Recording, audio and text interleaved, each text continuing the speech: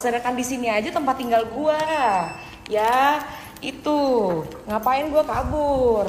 Ngapain lu ngebilang ke orang-orang kalau lu ngejemput gua lu udah gak datengin gua, ngapain? Lu ngapain datang ketika gua nggak ada di apartemen? Saya Abdurrahman Zarif. Saya Alia Zahra, Febrianti Valentina. Saya Dia Citra. Saya Fisna Vanelli. Kami dari kelompok 5. Komunikasi interpretif adalah proses pemahaman makna yang berbentuk interaksi sosial.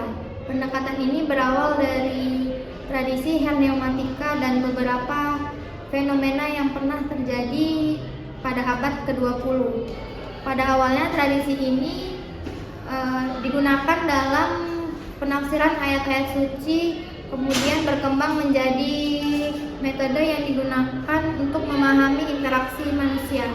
Hans-Georg Gadamer dan Paul Ricoeur adalah salah satu tokoh penting pengembangan hermeneutika sebagai cabang landasan filsafat interpretif. Cabang filsafat ini menekankan akan pentingnya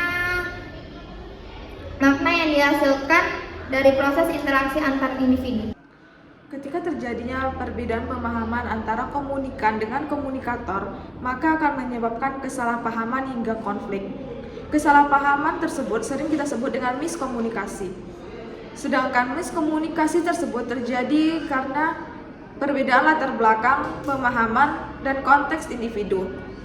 Pada filsafat interpretif ini, kita akan meminimalisir terjadinya miskomunikasi tersebut. Kasus miskomunikasi antara Nikita Mirzani dan putrinya Loli adalah contoh kasus miskomunikasi yang kami ambil. Perselisihan mereka semakin memanas karena Loli, sang anak, merasa tidak puas terhadap ibunya Nikita Mirzani. Di sisi lain, Nikita sebagai sang ibu mungkin memiliki pandangan yang berbeda terhadap perhatiannya kepada anaknya. Nah, jadi teman-teman, menurut perspektif filsafat interpretif, konflik ini terjadi karena adanya perbedaan interpretasi dan ekspektasi terhadap satu sama lain. Perbedaan pemahaman pesan antara keduanya bisa dipengaruhi karena adanya perbedaan pengalaman dan persepsi yang mereka miliki. Seperti perbedaan generasi dan latar belakang pengalaman dapat menyebabkan mereka menafsirkan pesan dengan cara yang berbeda-beda, yang pada akhirnya memicu terjadinya miskomunikasi. Kemudian, kurangnya komunikasi dan pemahaman terhadap perspektif satu sama lain semakin memperpanas miskomunikasi antara ibu dan anak ini.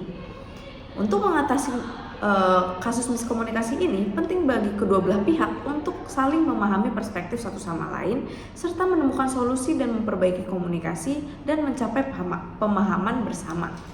Konflik antara Nikita Mirzani dan Loli anaknya menyadarkan kita akan betapa pentingnya memahami perbedaan makna antara kedua belah pihak. Miskomunikasi ini terjadi karena kurangnya komunikasi yang mendalam dan saling mendengarkan pendapat antara satu sama lain. Sehingganya pesan yang disampaikan tidak sesuai dengan harapan dan juga keinginannya. Nah, filsafat komunikasi interpretif ini menekankan kepada kita betapa pentingnya komunikasi agar tidak terjadi kesalahan pemaknaan makna dan juga tidak terjadi untuk keselanjutnya.